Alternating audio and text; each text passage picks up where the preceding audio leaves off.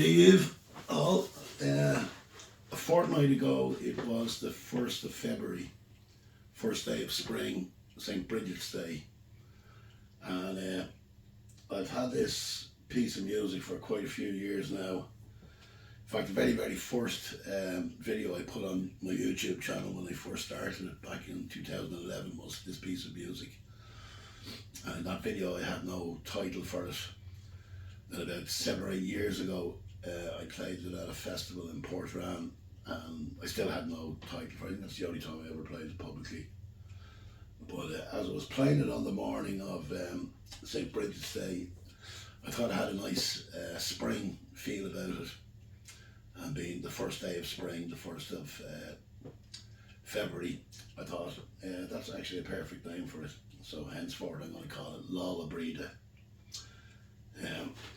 So okay, without further ado, the piece that shall henceforth be known as Bhríde, St. Brigid's Day.